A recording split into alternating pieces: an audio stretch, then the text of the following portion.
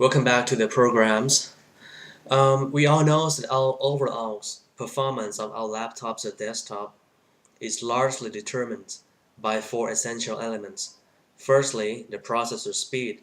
Secondly, the RAM, including the bus speed of a RAM. Thirdly, the hard drive speed. And lastly, the graphic card speed and the RAMs of the graphic. Okay, so why do we have to increase the RAM? You know what? Uh, Lots of people came into the store and they told me that they wanted to increase the RAM. And I asked the gentleman why, and they paused for a while, and he said, "Well, I don't know, but I think it might increase the overall speed of my laptops or desktop." Okay, let me clarify something. Have you ever experienced any of these tiny round circle spinnings all the time when you have opened a number of applications at the same time simultaneously? Okay. Okay. The hard drive is like a cabinet, okay, that stores everything inside. But the RAM is like your desktop. It's like your table. So if you have bigger table, so that means bigger tables allow you to do more work. You can put lots of documents and things on that table to do at the same time simultaneously. But if you have a small table, you have to put something back into the cupboard or cabinet behind you and bring things out. So the summarize would be the RAMs. More RAMs stands for you can do more tasks at the same time simultaneously without any glitch. You can do things seamlessly. So that's the point, okay, of having more RAMs. So uh, you may not agree with me, but from my true experience for almost a decade, I would not suggest people to increase the RAM right on. I would suggest you should increase the RAM on the original purchase date. Okay, I would suggest if you want to play around or modify your machine, that procedure should be done on the original purchase date directly from the Apple website. You have to go to the Apple website and select Buy Now, and then go to the Custom to Order page and select your desired RAM. Why? I have my reason. I think the most harmonic ways to increase the RAMs or modify your machine, it should have been done from the factory. Okay, and in terms of values, I found this way it's cheaper than adding later on. But if you might want to increase the RAM later on, that's fine. I'll give you some quick principle.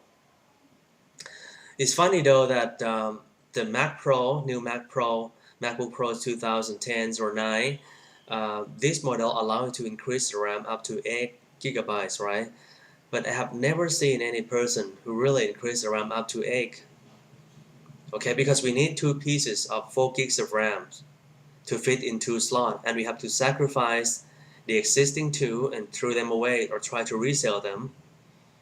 Okay, so that's the bottom line, because Apple will not do trade-in for RAM. Okay, so if you want to increase the RAM for Apple, you have to sacrifice your existing one and try to resell them. You cannot upgrade the RAM. That's why I said should have done from the original purchase date directly from the Apple website. Then you don't have to sacrifice your existing RAMs. Because those RAMs, they are really hard to be resell for some reason. Okay. There are 2 types of RAM, and there are a number of brands for RAM. Okay. But from my opinion, I think the best RAM on earth is supposed to be, I mean for Macs, I don't know anything about PC, I would prefer the brand called Kingston. Kingston didn't pay me anything for its advertisement, but from my experience, I would suggest Kingston. And there, apart from Kingston, there's another brand called Transcend, but Kingston is the best.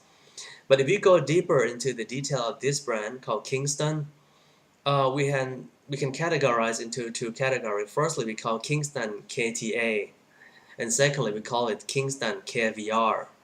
So what would be the difference between the two? Not so difficult. We call KTA premium grade RAM, and we call KVR value grade RAM. In terms of the overall speed, the premium grade RAM is slightly better. Okay, not faster but more stable, and slightly like 1 in 1,000 seconds or something, but not so much different. But there is another hidden benefits of getting the premium grade types of RAM, which is the RAM is more stable, it won't crash your machine, and overall some application on your machine will be very stable and reliable. It will not stuck or crash. So I would suggest Kingston KTA. And secondly, in order to increase the RAM, there are several ways to do that. Firstly, I think the most simplest way to increase your RAM is to buy the RAM.